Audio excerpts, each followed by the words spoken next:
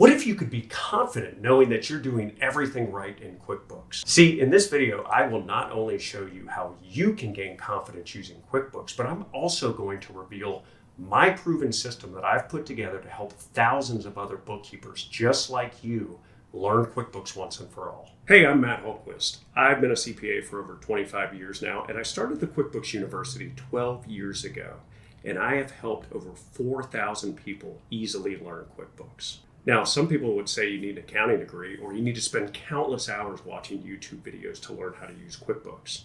But I'm telling you, these are all just myths designed to take your hard-earned money and waste your valuable time. You see, QuickBooks can seem like a maze, more specifically, a maze where you're blindfolded. But look, I'm here to give you the answers. I'm here to shine a light and give you step-by-step instructions on navigating that maze. And I boiled it down to a simple step-by-step process. So if you're tired of just getting by and knowing the basics of QuickBooks, I invite you to join the masterclass where I reveal to you the 4-step approach I've put together to help thousands of other QuickBooks users just like you learn QuickBooks once and for all.